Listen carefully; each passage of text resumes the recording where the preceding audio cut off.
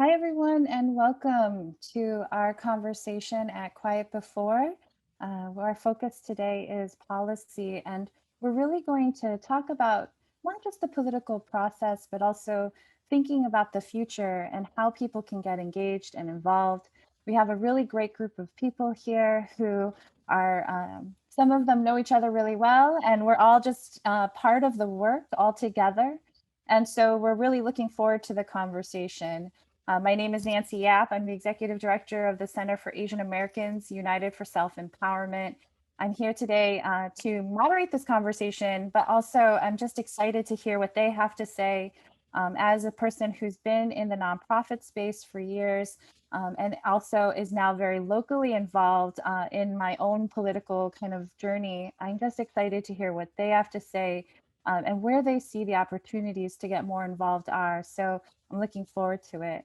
We know that their bios are linked in the chat and so, or in the comments, and so that you can actually read more about them as we go. But I thought a great way for us to begin is just to go ahead and begin. So I'm going to just jump into the first question and invite our speakers to answer. And through their answers, I think you'll get to know them and we'll be able to just continue on this conversation. We're going to start with, what do you do in relation to policy? And why do you do this work? It'd be great if you could also include experiences engaging in this system and how you strategize to create change. Anybody want to start us off? Parkin, looks like it's you. Don't forget to unmute.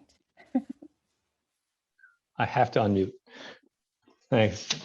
You'll have to remind me about that on occasion, I'm afraid. No, I think, so my background is as a lawyer, and but a very traditional career path through law school, law firm, in-house counsel positions. My last position, from which I retired at the end of 2019, which in retrospect happened to be perfect timing, is as the chief legal officer of a real estate development company called the Rockefeller Group here in New York City.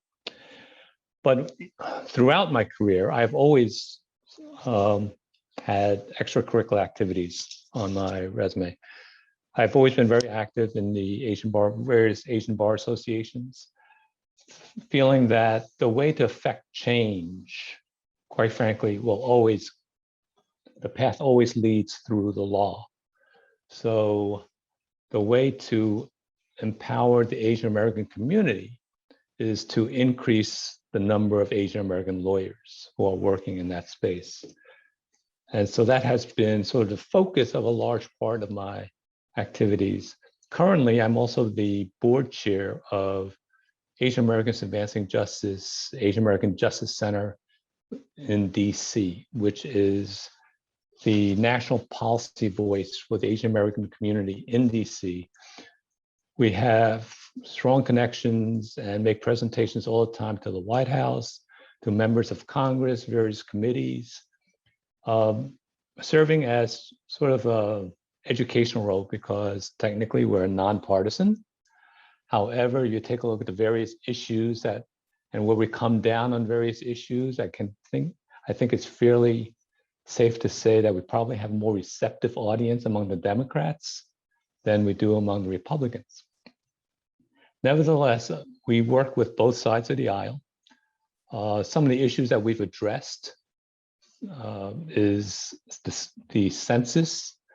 We brought a lawsuit together with colleagues in MALDEF, the Mexican American Legal Defense and Education Fund,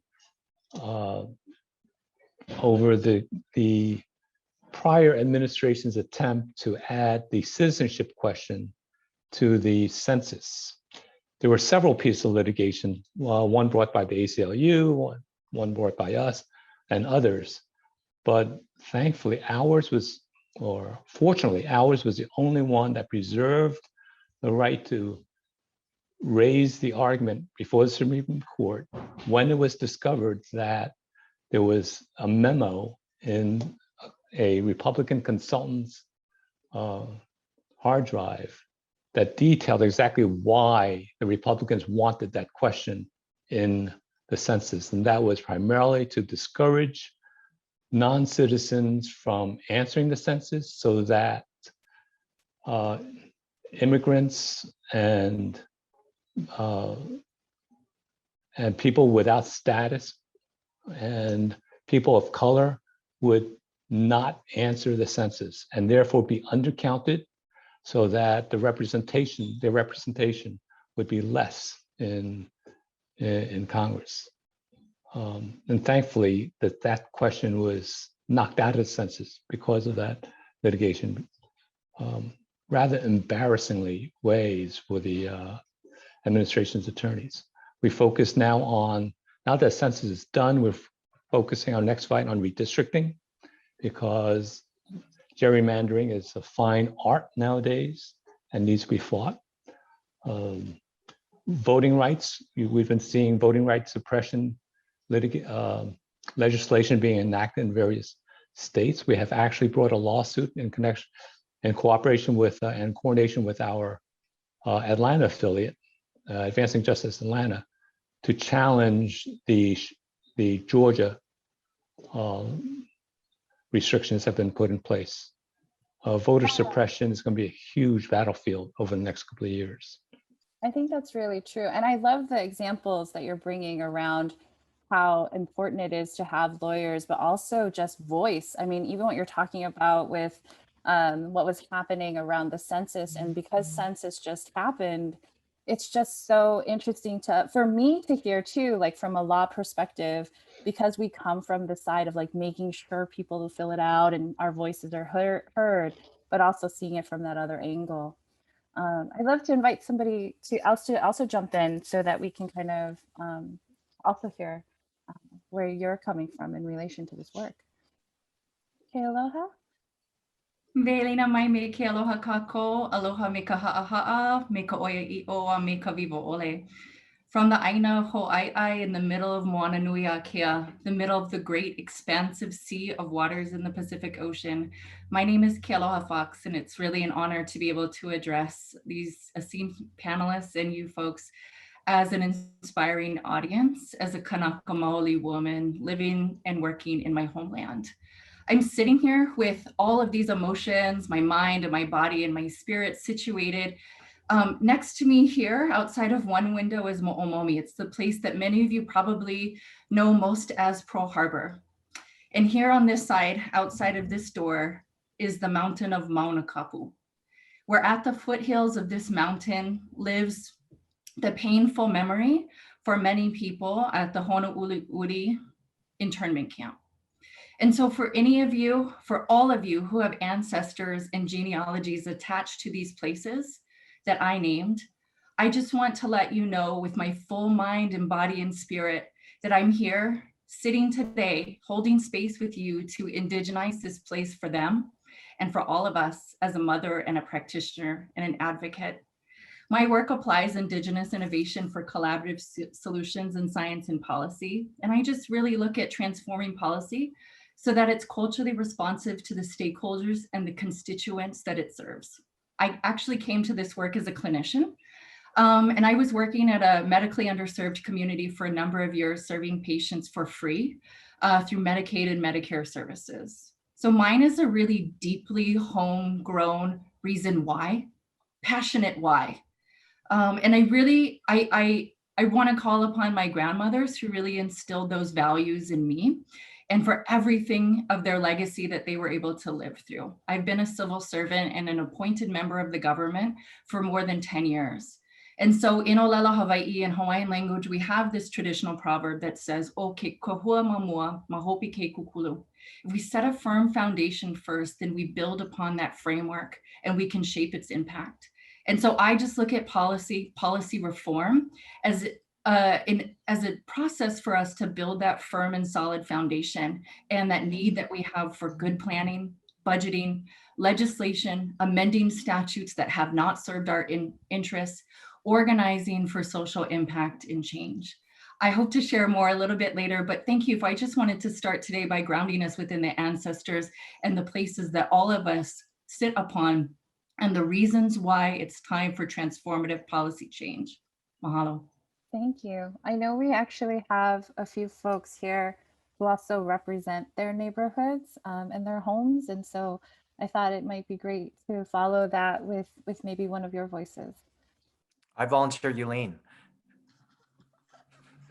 Volunteer you as tribute. All right, well, first off, thank you so much for volunteering me. But I wanted to say that, you know, it's an honor to be here today, to really be with people I care about. You know, actually, folks probably don't know this, but I actually used to be Ron Kim's chief of staff. So Ron's here, my former boss, but I am the assembly member representing Lower Manhattan, which is actually, you know, the oldest Chinatown in all of the United States. So I like to think about it as, you know, like the hub of immigration, kind of like the birthplace of America as we know it. And I think that it's kind of a very interesting dynamic. But I wanted to say that, you know, right now, I guess my advocacy and my work had started when I was very young. I was 17 years old when I decided to become an intern at the Washington State Legislature. And I thought, you know, with all the disparities that I was seeing, the injustices that my parents had faced, little by little by little by little, I was just like, wow, I need to go and see how this thing works so that I can go and break it later. So I wanted to figure out like what was going on with the government, like why that these rules come to us, like happen to us. And I just thought it was this thing that was outside of my reach, outside of my touch, something that I could never affect. And I think a lot of people think that way, right? That it's this ephemeral thing, that we can't really change it, that rules happen to us. And, you know, I decided that I was gonna go take a look. So I went to intern for the Washington State Legislature, and I met some amazing people, and seeing is believing. So I actually met my mentor, Sharon Tomiko Santos, there. She is one of the first Asian American women to ever win elected office in any state. I got to meet Uncle Gary Locke, who became the governor of Washington State. He was the first Asian American governor. And, you know, I didn't even realize that I had these barriers in my own mind about what access looked like, what government could look like. And I didn't even know that that was a thing. It broke something inside of me that was just like, wow, Asian Americans can be governor, Asian Americans can run for office. And I didn't realize that I had that inside of me, that I didn't know that was possible. And I had always pictured, you know, whenever we saw an election, it would be like Bob Dole and Clinton and like Bush, you know, it'd be like all these old white dudes, right? So I just didn't really, you know, put into thought that, you know, representation could look like me.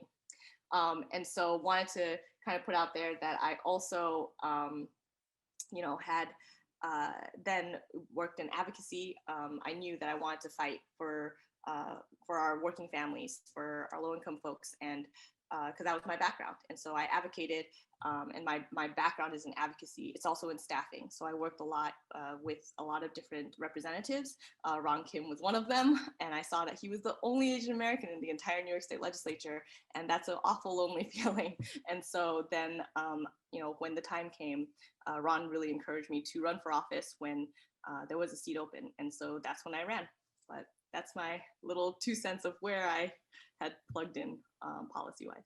I feel like there's this reference, Ron, that it was really lonely. Was it really lonely? Do you want to share a little bit about your journey? Yeah, thank you.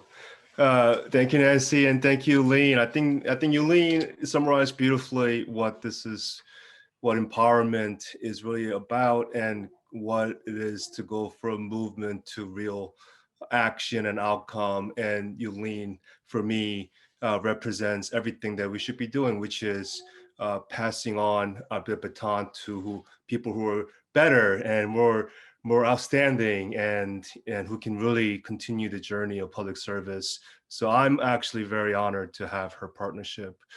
Even when she did work for me, you know, I didn't consider her as a staff. She was a full partner as always. And now she's inspiring me every day in the legislature in Albany. Little tears. But yeah, no, my journey, you know, it started when I was an immigrant and who came here at the age of 7, South Korea. My parents were typical Korean parents who liquidated everything they had in South Korea, came here and opened up a tiny grocery store in the upper Manhattan, a 24/7 grocery store. In 10 years, they filed for bankruptcy and they lost almost everything. And this was in the late 1980s. And as an immigrant growing up, seeing that trauma and pain, the first reaction you have under our hyper competitive society is to blame each other, blame the parents, think your parents are not hardworking enough, they're not good enough, they didn't speak English. That's how we've been conditioned to treat our individual shortcomings. And it took me a long time to understand that we have policy failures that failed to protect immigrants and small business owners at a time when we arrived in this country. Post 1980, after Ronald Reagan, we took a different turn on how we prioritize economic growth that only supported the big, bad, mega monopoly type of corporations, but did not take care of local economies. So that's been my journey into politics. How do we undo some of the bad corporatist policies that left behind so many working people, including Black and brown immigrant communities, that now we think is because of their individual character flaws that they are committing these crimes, not the social conditions that we could not improve for the last 30 years for them, not the public housing, not the education, not the rights that they rightfully deserve, but it's them who are failing themselves. I mean, that is really where I think Yulin and I are aligned, where we see policy as how does it impact the racial economic impact outcome of the most marginalized communities, including, as Kealoha have said, never forget the indigenous people that have come here before us. So with that, I look forward to a robust discussion around policy and politics. Sure, and I also just heard just from the four of you who've already shared just a lot of stories on how we talk about it, how we talk about the issues we care about, and just the things I've resonated with each of you in hearing it. I know a few of you, both Michael and Amos, you do a lot of work around the storytelling aspect and the communications aspects as well. I'd love to hear a little bit from either of you about your work as also. Sure. Well, thank you, Nancy and team at Quiet Before and folks at I Am Sound. It's been a pleasure working with you guys.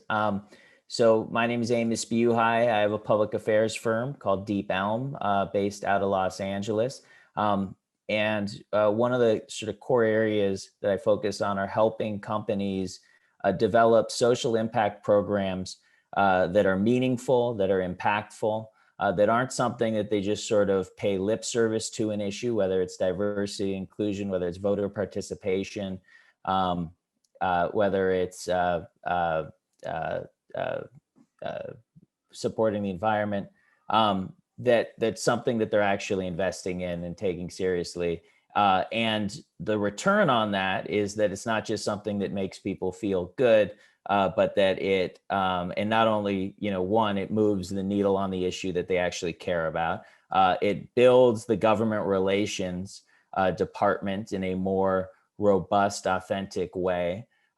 It helps market the business to consumers, especially with younger consumers who are paying more attention to the values associated with a specific brand when they're thinking about consuming a product. It helps with HR and the culture at the company, not only for the current employees, but the types of talent and employees that you're looking to recruit. Prior to Deep Elm, I ran government relations for a company called Endeavor. Endeavor is an umbrella company that had entertainment, media, live events company. Under the umbrella includes William Morris Endeavor, Ultimate Fighting Championship, Professional Bull Riding, New York Fashion Week, Frieze Art, number of other companies that I'm leaving out. And one of the projects, I ran all the legislative work that we did, international, federal, state, local, that impacted those businesses, as well as subsidy and incentive procurement work and integrated social impact work across that. And in that role, I had the pleasure of working with Assembly Member Chiu, as well as at the time Assembly Member Bonta, our now California Attorney General, on the California production tax credit. At the time, it was a renewal of the tax credit, $330 million a year. The intention is to keep film production in California and incentivize studios to film in California. At the time, it was also, which seems like this has been a conversation for a long time, the importance of diversity and inclusion in the entertainment industry and having diverse perspectives engaged. But what was meaningful, what were some meaningful ways that people were trying to address this? There were all kinds of different ideas out there, and had the pleasure of working with Assemblymember Chiu and the API caucus to look at the California Production Tax Credit and figure out a way to tweak how productions qualified for the credit to look at diverse perspectives and diverse filmmakers, diverse productions. And so, right now, as the credit was set up, in order to qualify, it was how many employees are you keeping from California? Where geographically are you outside of a major city? And all these things would sort of go into an equation and you'd apply, and most likely you wouldn't get it, but you might get it. What we were aiming to do was to have something included in there that qualifies you around diversity, especially at that point when you're applying for a production.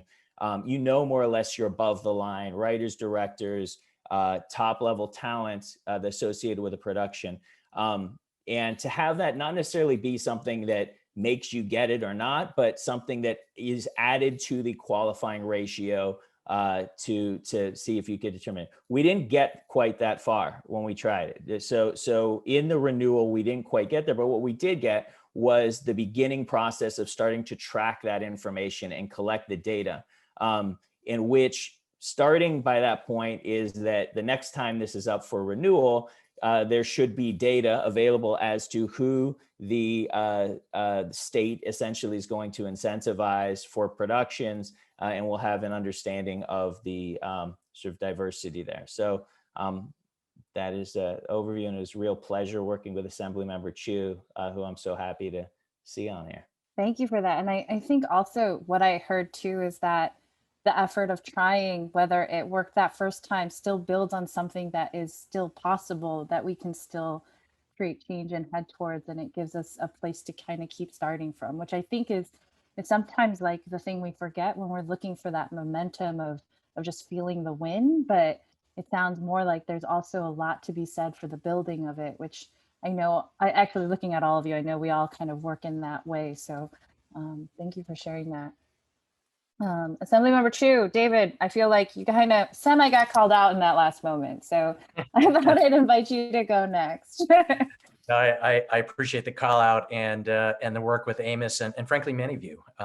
Let me, I'm, as far as sort of how I ended up doing my work in politics, I'm sure like Yulene and Ron, none of us ever thought when we were growing up that we would become elected officials. I will mention the inflection point for me, kind of apropos of what has happened this past year around anti-Asian hate. I went to college, like many Asian students, hoping to become a doctor. That was something inculcated from my immigrant parents. And freshman year, there was a hate incident at a nearby university involving 8 Asian students who were heading to a formal. They were on a bus at night, and they got attacked by white football players from their school who spat on them, racial slurs, attacked them. But the horrifying thing about that experience wasn't just the attack, it was the fact that their school administration didn't follow up by disciplining those white football players. And there was a call put out to Asian American students in the area, and I showed up at this event as a pre-med in college. And it just woke me up. It was so stark what had happened was wrong, that is what got me on the path of starting to study our community's history, the Civil Rights Movement, the murder of Vincent Chen, the Chinese Exclusion Act. It's why I went to law school following into Parkin Lee's profession. It's why I became a prosecutor and a civil rights attorney. And then fast forward a number of years later, again, as someone who hadn't thought about running for office, I was living at the time a few blocks away from San Francisco's Chinatown. And My friend Yulene and I, we may quibble a little bit about who has the oldest Chinatown in America, 1850, San Francisco. I just looked on Wikipedia. I think yours was 1858, but we'll talk about that another time. Love Yulene. So my Chinatown had never been represented by someone who looked like us. And while my city has tremendous wealth, we also have some of the poorest folks in California. In San Francisco's Chinatown, literally half of our Chinese restaurant workers make less than the minimum wage. So literally are illegally paid. And 90% of them, when I first ran for office, didn't have health insurance. Many of the buildings in Chinatown are the homes of immigrants living 3, 4, 5 to a room that's 10 by 12 square feet in buildings that are susceptible to fire and, in the case of California, earthquake. And as someone who received the education that I did, had the opportunities that I did, folks said, "Hey, Chiu, you need to think about stepping up." And I'm sure this is the case for Ron and Yulene. It was hard to think about answering that call, but we did. And we've had the opportunity to make change, including being able to work with Amos in pushing Hollywood to think about diversity in our community. So, we all get to these places through different paths, but I think what's important is, one, we get to these spots and we have the chance to collaborate and work together. And my hope at this moment is there's an entire generation of young Asian American activists who someday will replace those of us in elected office and those of you who are in other positions of leadership to carry on that fight. Thank you for that. Michael, over to you. Yes, so 126 years ago, my ancestors came here as refugees to this country on a boat through Ellis Island. And with 2 suitcases, didn't speak the language, not a nickel to their name, and were settled in the 65th district of the New York State Assembly on Orchard Street, right below Delancey. For 40 years, a gentleman who is now in prison represented that district and looked like my grandfather, who grew up in that district. I want to say to Assemblywoman New, you are writing the story of a New York City that I grew up in, and that looks and feels like our generation and our communities. You represent the district my grandfather grew up in, which has changed since he was a child, but nevertheless, is still one of the greatest parts of New York City we have. So I'm a storyteller. You're telling a story. You're telling a new story of New York City. That is an honor for you to represent that district, which has so much meaning to my family. I'm a theater major. I don't know what I'm doing here. So I appreciate the invitation to all these smart attorneys and members of the New York State Assembly and the California Assembly. But at the core of, and incredibly smart people from all across this country, at the core of what I've done my entire life is try to tell stories. And there is a courageous story to be told of this country that is being written as we speak, that this past year has been very difficult. I come to this conversation as an ally, the AAPI community, as someone who has to look my son in the eyes and tell my child if I've been silent or if I've spoken up. And I have done my absolute best to speak up and to also partner with those who are telling the stories from the communities that are being most impacted, especially by the hate against Asian Americans in this country, but also about the immigrant stories and the stories of resilience and the stories of entrepreneurship and the stories of brilliance and the stories of creativity. I don't think it is just one story that is being told that should be told. But certainly I am here as a partner and here as an ally and here as a listener. So I'm glad I went last, and I will listen more and speak less. Thank you for that. I mean, I know for me, and so much of it is about how we tell our stories, and that inspiring folks to really get involved is about not just the story of what's happened, but what's possible moving forward. And I think that even just hearing about your past and then how you're perceiving, but also experiencing Chinatown now, is a story I think that can be so hopeful during such a hard time. And I think for me, as somewhat like sometimes when I get really into the work, it's hard to be inspiring to another generation. We're just kind of in it. We're tired. Burnout is a rampant term in so many of our communities, especially with a lot of mutual aid that's happening kind of outside of our jobs. And I've been hearing from people that they don't want to run for office because it's too visible, or you'll get attacked, or they're not really sure what you can do there. And I also hear from people that they want to get into policy, but they're just not sure where they can make change or what it's about.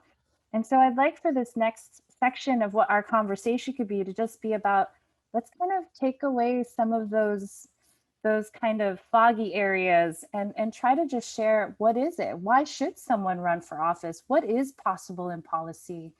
But let's start with running for office. You know, I think that the three of you shared actually how different your journeys are and were, but also there was something that kind of made you answer that call, but also something that makes you passionate about it. So why should anyone run for office?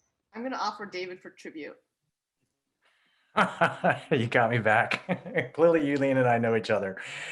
You know, listen, not long ago, Ron, Yulene, and I were not in office. And if that had been the case, none of us would be the first of our kind to represent the communities that we're in, to have a seat at the table. And the fact of the matter is, every day of the week, Asian American electeds get to sit in rooms where they're making decisions on whether other Asians get housing or healthcare or the education that we want, or, as we're all grappling with right now, try to figure out how to engage communities so that we stop the enormous skyrocketing trend of anti-Asian hate incidents. I remember speaking to Yulene over a year ago. She represents New York City's Great Chinatown. I represent San Francisco. We have a third friend, Michelle Wu, who is on the Boston City Council, running for mayor out there, who represents Boston's Chinatown. And one thing that was really interesting about something the three of us observed was, before a single COVID case was diagnosed in our states, we saw business drop to small businesses in our respective Chinatowns by 50%. It wasn't the COVID-19 virus, it was the virus of racism, fostered by many things, including a former president who referred to the Chinese virus and Kung flu. And we all saw the anti-Asian hate start over a year ago, right? The moment of Atlanta, I think, woke up the rest of the country to what the rest of us have known for some time, that 6,600 documented incidents at this moment, likely much higher numbers. And I would say this isn't just the anti-Asian hate of this year, but the anti-Asian hate reflected in the Chinese Exclusion Act from the 1870s, to the Japanese American internments in the 1940s, to the murder of Vincent Chin in the 1970s. It's cyclical. And I would say, Nancy, to answer your question about why run, because if someone doesn't run, if we don't run, if you don't run, our community is not going to have that voice, is not going to have folks fighting for us. And I would say, for any of us who are elected officials now, we know, because of term limits and because of politics and what happens over life, we're not going to be in these positions forever. We need a constant pipeline of new energy, new ideas, new vision, and folks that will keep the fight going. Back to my New York colleagues. I'll chime in, actually. I love going after David because he covers so much all the time. This is why we are always able to work together. We actually put together something called Rise APA. People probably had checked it out. It's a group of 5 of us across the nation that represent our different Chinatowns, actually. And I just wanted to, kind of prop that up a little bit. It's really good that we were having that conversation, because we ended up meeting each other in all the different points throughout this last year. And it's true, we saw so much hate and so much hurt within our communities even before the first cases started to come to America.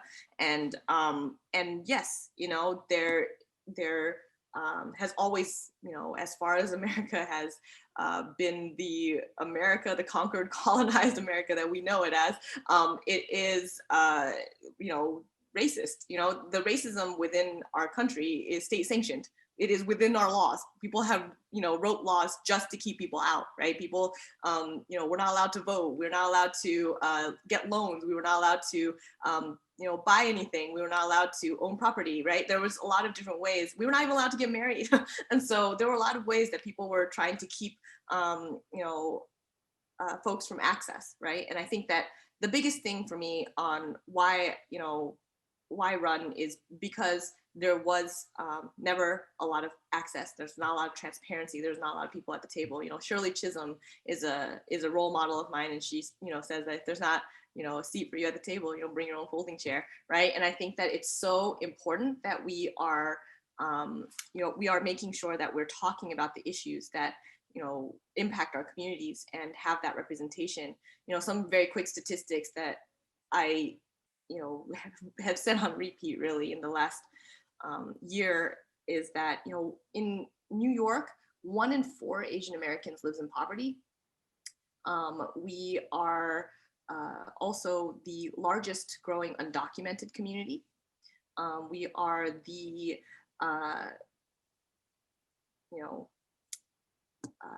most underrepresented.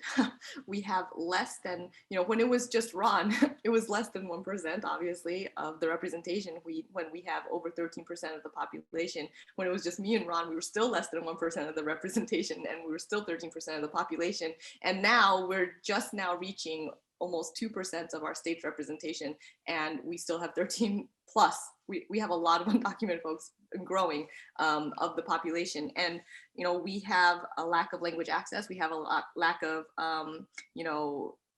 representation and benefits, access to benefits. We are the most impoverished ethnic group in the entire state, and yet we are the least to be able to receive benefits, right? So we have gotten the least of the benefits. And then on top of that, up until this exact legislative session, we were given basically $0 in our state budget. We were finally given dollars when I ran for office and got it, and Ron had actually helped to form with our speaker the APA task force, which we then co-chaired. But the APA task force, we were only, after all of our advocacy, able to get $300,000 out of our $174 billion budget. We were able to get $300,000 for the Asian American community into our budget. And that's why, representation is so important. And this is why we need to build a pipeline for our young people. Again, seeing is believing. So, we were the first, but we're paving the way to make it a lot easier for everybody else, because I think that this is something, that I've always, talked about. But the thing is, we need mentors. We are mentors, and we've had amazing mentors. And this is the thing that will change a lot of the things that we're seeing now, because that pipeline is now building, and we're continuing to build it so that we can have better representation in the future, right? We need it desperately. And that's why everybody should think about it. But there are a lot of different ways, by the way, and Nancy, you touched on it, but a lot of different ways to actually participate.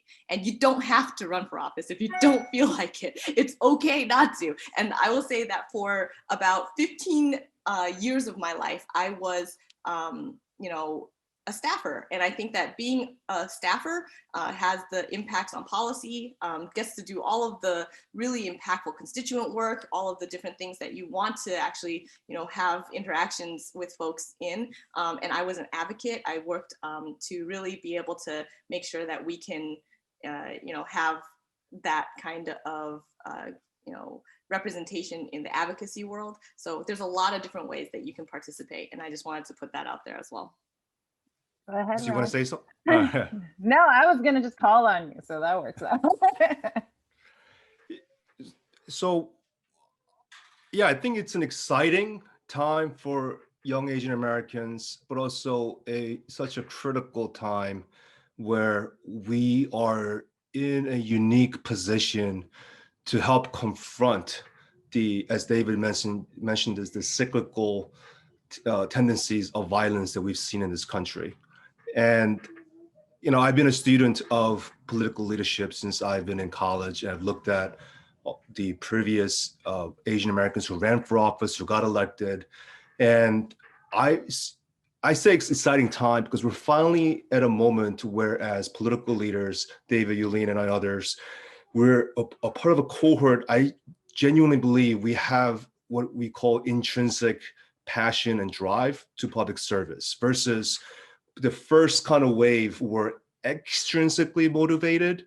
They care more about the titles and the pins on their jackets and feeling like they fit in somewhere, versus us is about accepting that we want ownership. We understand that we're part of the solution and we are purpose driven.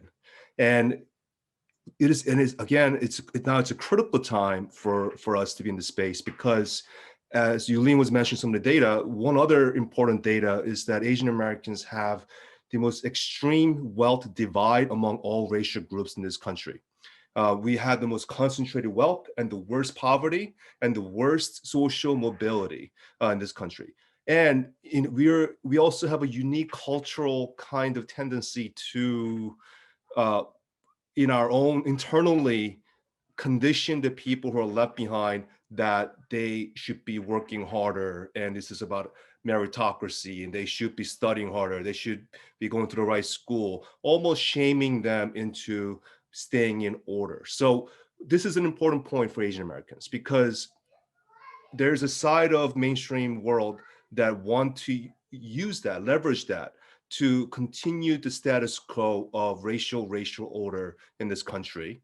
Or we have marginalized communities who know that this is about equality and making sure that we liberate marginalized communities, where we can align with them and fight for the rights that we could not deliver for so many decades.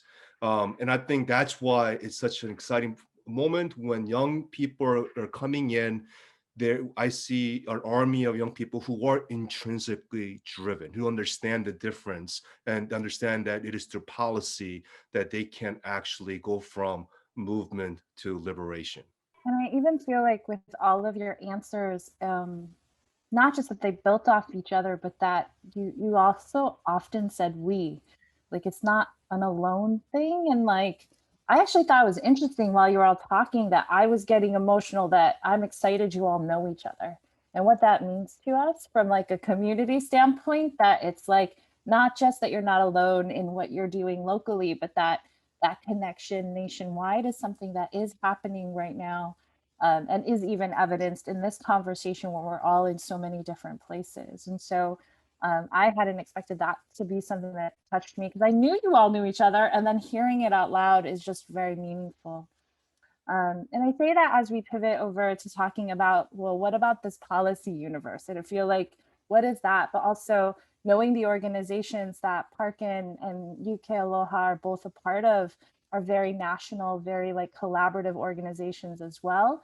But you're also in fields like healthcare and law that we don't always see as being like the natural way we're going to get involved in government change. And so I'd love to hear a little bit about kind of that bridge and where people can even begin when we talk about policy. Okay, I'll be glad to jump in here. First off, I want to say how much I admire people like Ron, Yulene, and David, because it's not just a matter of motivation. There's really a certain skill set you need to run for office, and a certain type of personality to run for office. I would never be able to run for office because I cannot keep my cool in a town hall meeting with constituents, because you have to be able to handle all sorts of questions, right? And the politicians, the elected officials know what I'm talking about. I've been to several town hall meetings, and no, not for me. And if you're interested in running for office, that's great, but there are lots of ways that you can, make an impact without running for office. Yulene spoke about, being a staffer. Basically, if you want to affect changes in this society, there's two ways of doing it. You can either do it inside of government by being either elected official or a staffer, work for agencies, either local or federal, where you could help drive the policies and practices within the government, or you could be outside of government, where an organization like AJC spends a lot of time developing policies, identifying issues, conducting research into numbers like what Yulene had stated, and taking that and condensing them and summarizing them and bringing them to elected officials, bringing them to various agencies, both local and federal, and educating them. And quite frankly, I think most people in government try to do the right thing, but in order to effect necessary changes within the AAPI community, you need to know about the AAPI community. And there's certainly a lack of knowledge there. And that's where whatever skill sets you have, whether you're in the media space or you're in the strategic planning space, your skill sets can bring that knowledge to the administration. And quite frankly, you could also take the position, like there are a lot of organizations out there that would state a position and just repeat it and organize around it and push it. And that's how government works. That's how society works. If you're going to affect change, you've got to make a push. And it can come from any position. And frankly, is it important to have elected officials? Absolutely. Today, we saw signed into law the anti-Asian bill by President Biden. That bill was sponsored by Grace Meng in the House of Representatives and Mazie Hirono in the Senate. And both of them amazing women, but I can tell you that if they had not sponsored it, if we did not have an Asian American face in the House of Representatives and Senate sponsoring those bills, you would not have seen those bills get through as quickly as it did. So it is important. I'm like Parkin, so first of all, my poker face is purely RBF. Like that's me around those town hall tables as well. But I've also seen a lot of benefits to solidarity on all sides of the work being done and how we actualize what sweat equity really means for these policies to get changed, sometimes which take many years, sometimes even decades. And so a lot of how I got involved was really because I was just a constituent and I was disappointed in the slow pace of government, that the arc of change was just way too slow for the disparities and the inequities that I was seeing in front of me, and especially for the patients that I was serving. I was also really irritated a lot that there was a lack of creative solutions within these statutory limitations. And so how I became involved and was invited and recruited to be involved was actually because I offered a really unique skill set. And I know we have a number of students on, and maybe this is part of my own story of, I got involved because I was a statistician. And so I could quickly turn around data to inform decision-making. But that data, when it's disaggregated, when it represents and it's filtered through the needs of who you're talking about and why that change might be needed, I was actually able to see the roots of how you can actually change the entire decision-making framework. And so right now I'm in this, I'm deep in a state audit, and no one thinks that state audits are fun at all.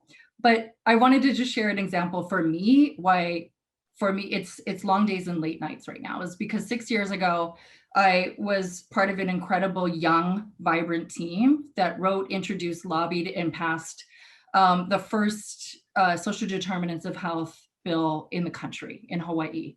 And what we did was not only did we codify the state's commitment and the county commitment to addressing the social determinants of health, meaning that our health does not only belong in the Department of Health or Human Services, it also belongs in education, in transportation, in labor, right? And so what we also did at the same time is using that really good data, we were also able to insert a codified commitment that prioritizes the needs, the health status, and the quality of life for Native Hawaiians, Pacific Islanders, and Filipinos. And that was the first time that had ever been done. And we were a bunch of kids running around the state legislature with these big ideas, no longer willing to wait for this change that somebody kept telling us was going to come. And so that's really how I got involved. I'm the board treasurer of the Asian and Pacific Islander American Health Forum. We're the oldest and largest health equity group in the country, trying to bring local support to Asian Americans, Native Hawaiians, and Pacific Islanders. And we believe that policy is that utmost top pillar, and that policy making can be done at local, state, and national levels, and that there's an opportunity for us to get involved. I mean, so I just talk about that because I'm sitting here, I feel like right now I'm really connected with Team New York right now and what it means to be a young woman in policymaking.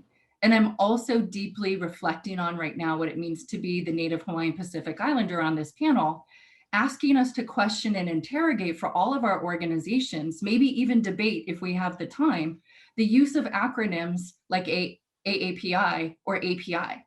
If I'm not included in your acronym, if I'm not part of your story, am I even in your vision for what change looks like? Do I have a seat at your table? And so I think about that, and that's something that I really was looking forward to because we have all of the knowledge and the influence and the ideas right here. And I hope that we start creating that narrative change that Michael was talking about really beautifully through his and Amos's work. I feel like that's a natural segue to either of you, if either of you want to chime in on this part of the conversation, but also if there are other avenues that you think are also worth folks knowing about as ways to be part of this larger journey of what change can be and how positive that change can look if we shape it.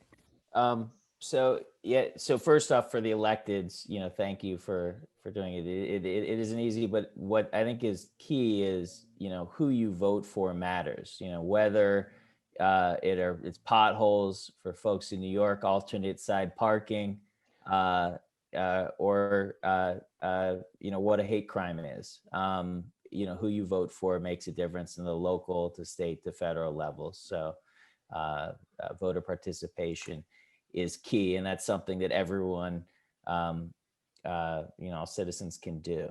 An area that to me is really interesting that we're seeing evolve that I focus on again is the sort of role that businesses are playing in participating in policy, and specifically around elections and voter participation. If you look at 2018, it was a big deal for businesses to give employees time off to vote, to give them 2 hours off on election day to vote. It would be really progressive if they gave them time off for early voting, not on election day. 2020, you saw just, huge strides forward with businesses giving paid time off to vote, taking the entire election day off, but promoting early voting and having, encouraging employees to go and volunteer and hand pizza out.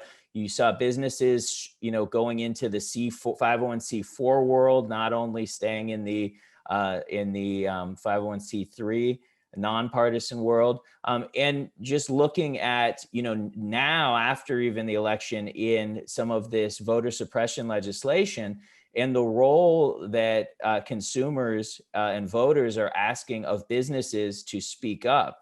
You look at Georgia, you look at Coca-Cola, and some of the top businesses in Georgia that have been forced to weigh in on what voter suppression means.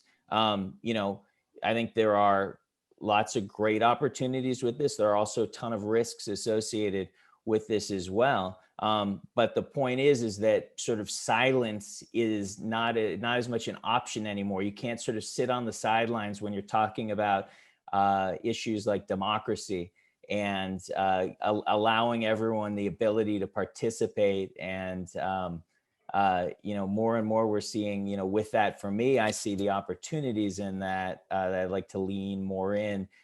So no matter what your business is, as part of sort of your brand and authentic commitment to issues you care about over a sustained period of time. So not just something that pops up when it's, one day above the fold story, but something that you're able to tell a story of your commitment over a long period of time is not only the right thing to do and helps actually move the needle on the issue that you care about, but it's going to pay off as far as the types of consumers you're going to attract, the types of employees you're going to manage and attract, the type of investors you're going to attract, and the types of relationships you can build with elected officials and the sort of foot you have in the door with them who are going to be more receptive to hear your perspective as a business when there's other types of legislations, regulatory issues that might be coming up.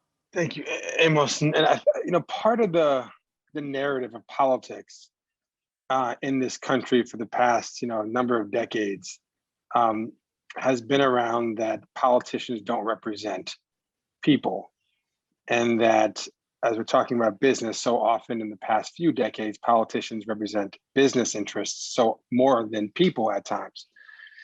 And if people do not see themselves in elected officials, it's very difficult to engage because they see us versus them. And I want to note that all three elected officials this evening talked about representing their districts, but also spoke about their own personal stories. Assemblyman Kim spoke about coming to this country at 7 years old from Korea. Assemblyman Chiu spoke about his parents wanting him or wanting you to become a doctor. And Assemblywoman New talked about being a staffer of 15 years, representing Chinatown for the first time as someone who looks and like her community. They all shared a piece of their story. And I'm sure there's so much more to your stories that you could share if we had time, but you don't represent people, you represent the stories of generations of families and communities that have been here for centuries and some who just got here yesterday.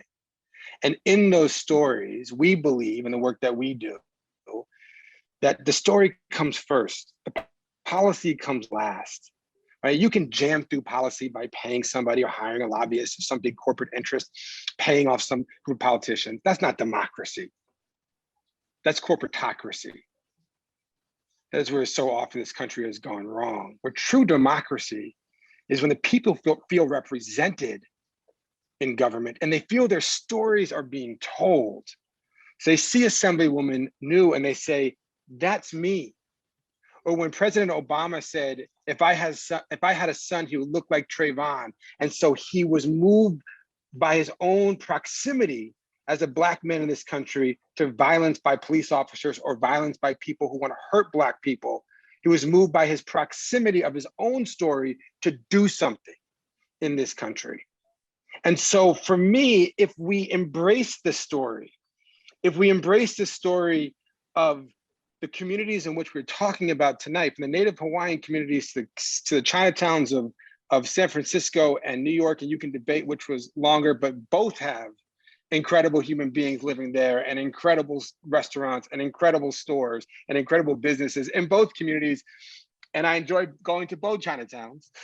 But if we can tell the stories of the people who live in these communities, if the politicians can represent not just statistics, but the human journey of being in this country.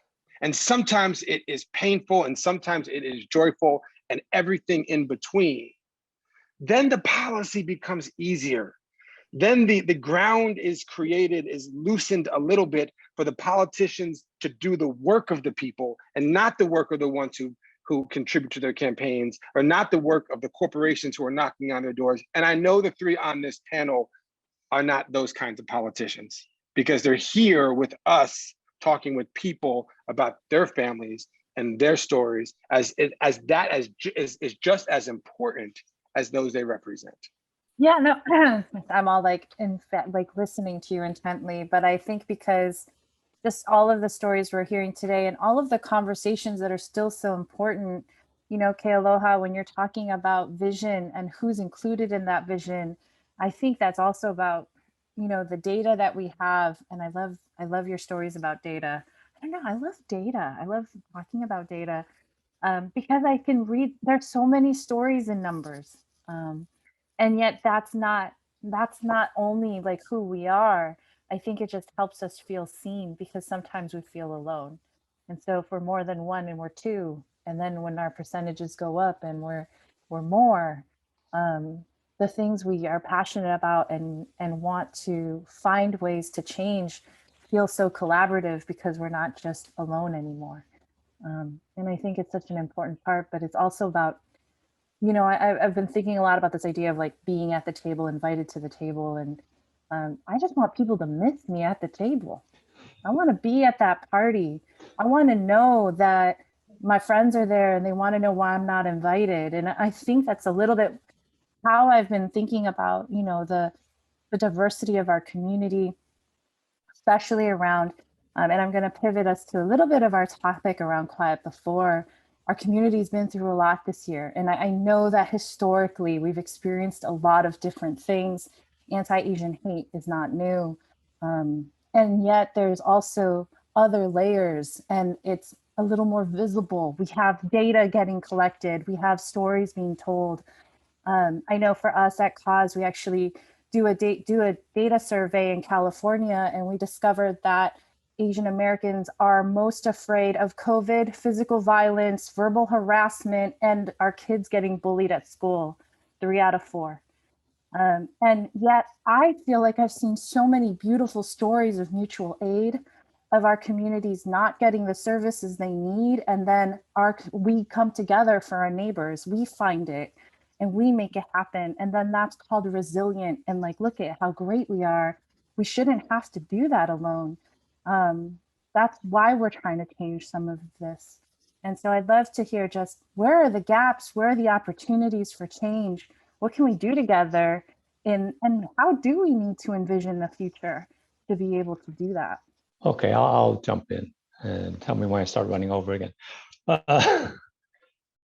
You know, well, one thing that I've always spent a lot of time thinking about is why do we have this pandemic of anti-Asian hate?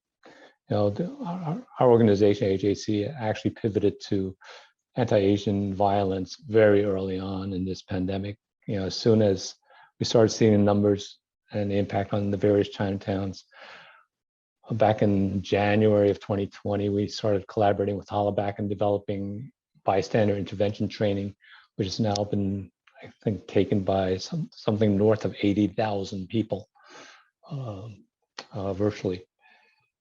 But why is there such hate? And I lay it at the feet of our educational system, because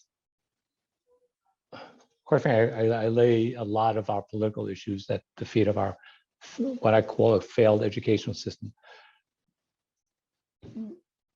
And one of the projects that the AJC has now undertaken is what we call an education project, which is an attempt to push Asian American studies into the K through 12 curriculum of every state in the country.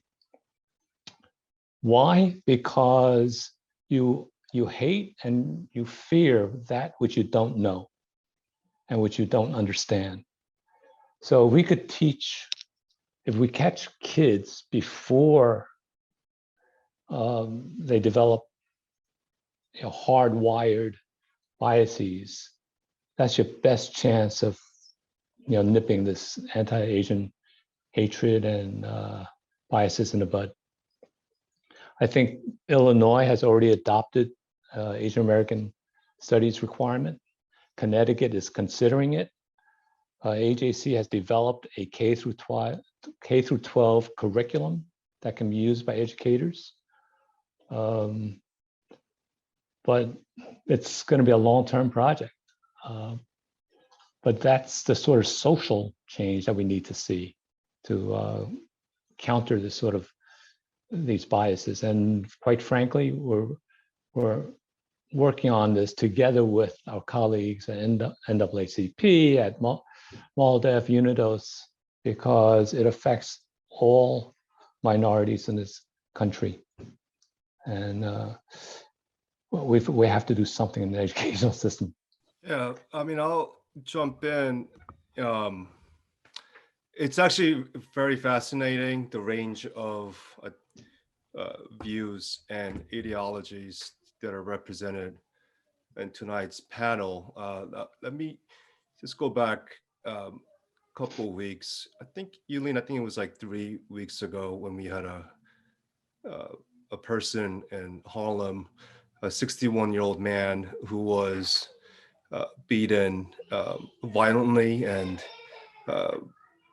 bashed in his, yeah, Mr. Ma, his head was, he's still in a coma. And I think most of us saw the video that unfortunately that went viral. And the person who was caught in that incident, by the way, Mr. Ma was on the verge of losing his home. He couldn't get unemployment benefits. So he was out collecting cans in the middle of the night to recycle, to make a few dollars to pay for the rent, on $1,000 rent that he owes. He owed every month.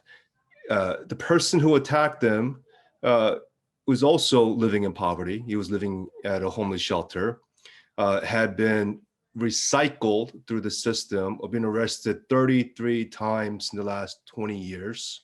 And, you know, it's in that kind of moment when we see that video, it's easy for us to feel angered. And I know I was traumatized. Yulene and I went back and forth many times, and we wanted to punish the crime and feel an immediate sense of justice. But if we do not recognize that we also failed that person who was recycled in our criminal justice system for 20 years, we are just perpetuating the cycle of violence. We're responding to violence more with state-backed violence. And at some point, we need to do better. So I appreciate the effort to put in more education curriculums, which we fully support. But I think we need to go further and start investing more into our communities and improve the social conditions that has been brewing the violence and hatred and the tensions that we're seeing all around us. I mean, this is a man-manufactured problem. Poverty in this country, in our country, is a man-made problem that we created. And if we can't reverse it, if we can't fix it, we will get violence. We will get people feeling hopeless, knowing that no matter what I do in this country, I can't beat that person who was born on third base. That is the sentiment that my constituents are feeling every day when they're riding the subways these days. You know, instead of coming to a place like New York City and feeling like I can make the impossible happen in the city, people are no longer feeling that way. They're feeling like the game is rigged, the system is backwards. We can't even hold people like Andrew Cuomo accountable. We can't even get these big corporate donors to stop donating to him after 9 sexual misconducts. These are the sentiments that people are feeling all around us. So I would say we would need more accountability and truly start investing directly into people's needs. I'm happy to follow up after the representative with when I talked about why I'm so happy to be in a state audit right now. It's because that state audit is now linked to the next decade of Medicaid funding, which will be $17 billion invested in social determinants of health. And that law that I had mentioned that we wrote when we were kids running around the state legislature that now prioritizes the health of Native Hawaiians, Pacific Islanders, and Filipinos. That it feels like this is our first moment and a step of a long journey that our people have been on, where we have a moment here for self-determination, where we are no longer going to be this minority model, this model minority myth, and that we're no longer going to be somebody's disparity talking points. Where I have a young son, and I'll be damned if his story is all of the reasons why Parkin and Ron just talked about, all of those boxes that he is more likely to fit in by the time he reaches adulthood. And so when we talk about those investments, I think that's exactly, I'm on the same page as Ron right now, is how we found this opportunity to turn, Medicaid has largely been a bipartisan effort for many decades and many years. We found an opportunity in Hawaii to change the way in which that money was going to come to Hawaii anyways. Luckily, Hawaii passed Medicaid expansion, but what we were able to do is bend the ways in which that policy looks so that the type of funds and covered services that Medicaid will look at now also talk about public safety. It talks about whole families and whole person health and communities, so that it's not just health in the doctor's office, it's health in our schools. And I think that is if just one thing that I can share, I think that's part of that intercultural, intergenerational, influence that we're talking about today, that I would just love to see, a lot more opportunities for us where we have a safe space to talk about these ideas, where it's about values-based leadership, and that we have these narratives of hope, because there's definitely ways that there's lessons learned we can share from jurisdiction to jurisdiction or from state to state that I think we can really start to galvanize together for maybe the first time ever in some of these communities. I'm going to jump in for a second. And as I'm listening to all of the different strands and say, of course, we're all now distracted by Ron's kid, who's just so cute. She's who we're doing this for. But, as I listen to this, one of the things that I've been thinking about since Atlanta is there is no one sector, one type of leader, one profession that bears the responsibility here. Everyone has to play their role in dealing with this anti-Asian hate. So, I agree with the comments that educators have to be part of this, fundamentally about changing hearts and minds and helping people understand culture and history.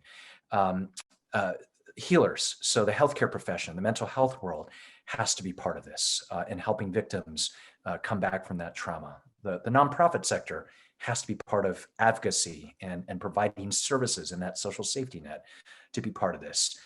Lawyers, whether they be part of law enforcement as prosecutors, civil rights attorneys, have to play this role. The entertainment community, right? I think a lot about how depictions of Asian Americans, stereotypes about Asian Americans have probably led to this sense that Asian victims are passive, can be attacked. We wonder if Hollywood had not stereotyped Asian women as exotic, would Atlanta have happened, right? There's a role for artists and visionaries in the entertainment world to be part of it.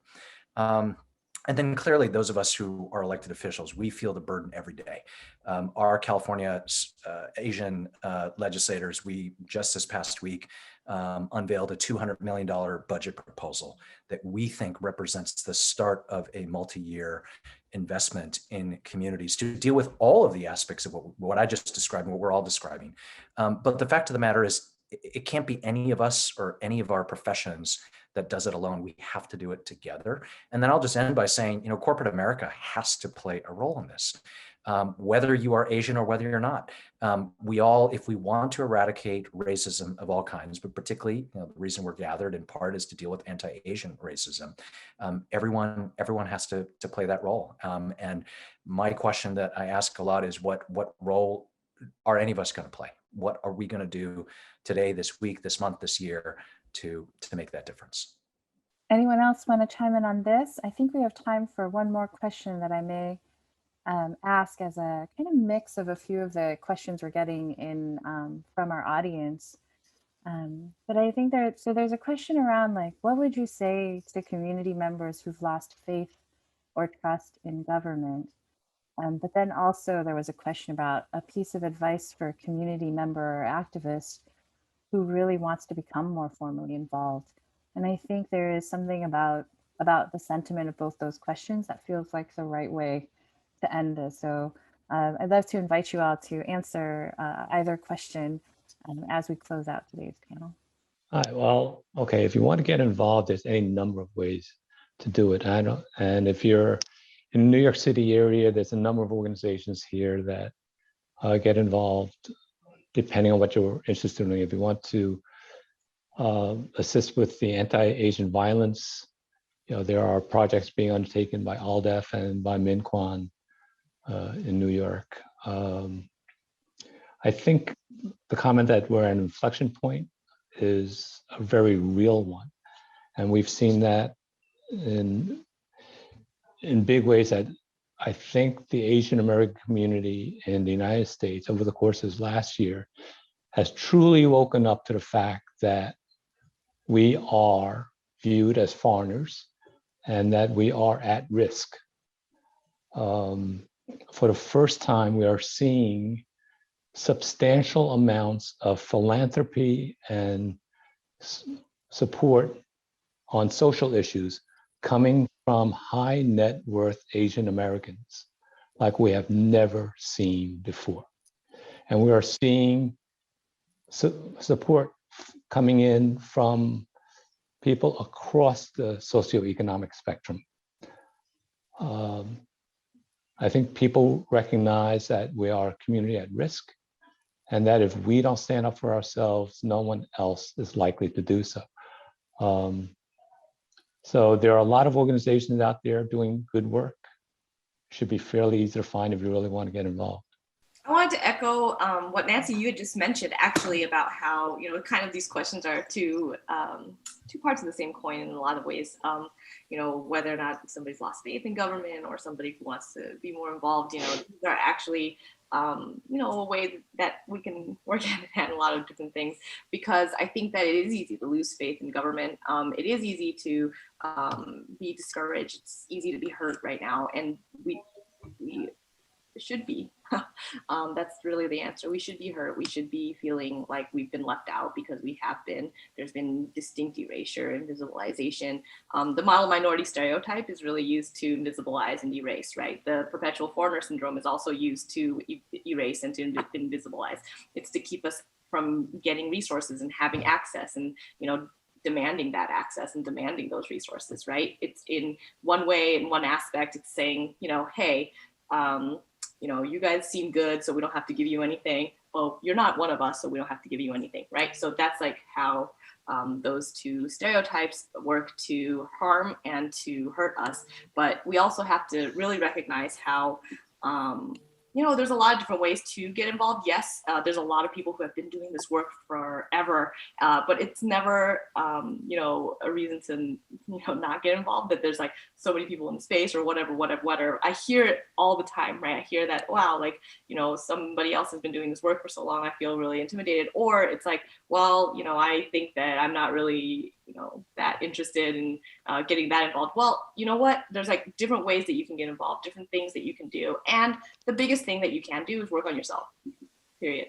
There's a lot of different ways to educate yourself. There's a lot of different ways to get involved. I want to say that one of the biggest things to actually stop a lot of this hatred and a lot of the actions that have been so violent against other individuals or us and folks all around, I think that it's really important to get upstander bystander training. I know that it's something that people have been saying, but it's something that is so key, because it will change the way that we intervene with one another, the way that we interact with one another. And I think that it's really important to also have really good race analysis.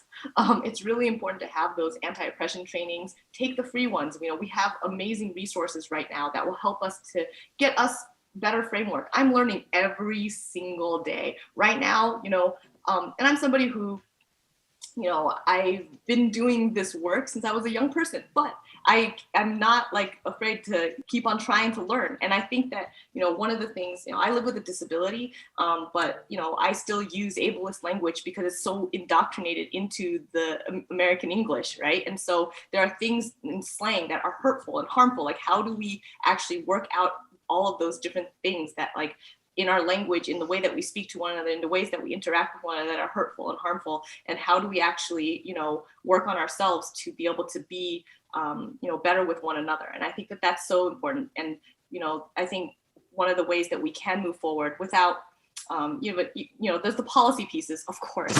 We need to make sure that we have resources. We need to make sure that we have benefits. We need to make sure that folks are talking about, all of the things that are state sanctioned, like voter suppression, et cetera, inside of our laws. But then we also need to figure out how we can get more access to our government system, right? The language access, the benefits, the ability to actually have representatives that look like us, that actually say the things that, are making it so that it's easier to access us and to have like that ability. But also we need to talk about, how we are just, it's policy, but it's also just like checking with one another too, right? Like you can check in with your friends. You can just say hello, I love you. Like just let folks know that you're there too, right? There's like the very, very wonky stuff that of course we need to do. But then there's also the things that, we can do from wherever, right? And wherever you're at, meet people where they're at, right? And that's the only way that you can communicate and make some change. I'm happy to jump in. When Heather Heyer was murdered in Charlottesville a few years ago, I was trying to wrap my head around like what's happening here, what is happening in this country, and I've been doing this work my entire life. I've been involved. I've been, I'm old enough that I, marched for Amadou Diallo and Abner Louima 20 odd years ago. I know the history of Yuri Kochiyama and Malcolm X. Birthday, I think, was yesterday. I'm a student, right? I'm a student of the movements and an active participant. But I still was trying to wrap my head of like, what is happening in this country and how do you explain what's happening? And I've come to this idea that the tension in this country is around legacy and disruption.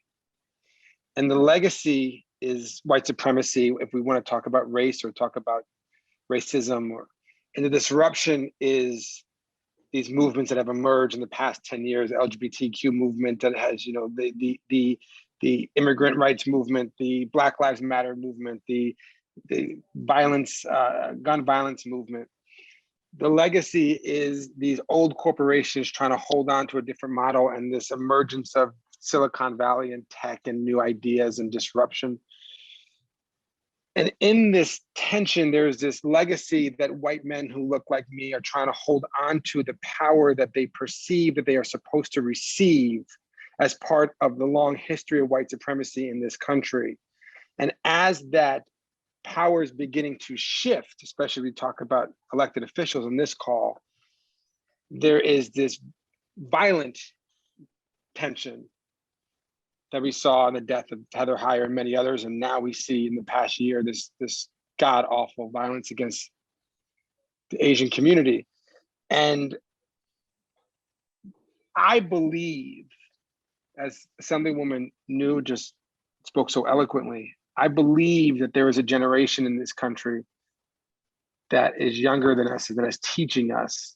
And I believe there's a generation that's older than us that is teaching us. And so I look to you, Mr. Lee, as an elder. It's okay if you go over time. Your words matter to us, right? You have seen so much more than I've seen, and your knowledge is important for us to learn from.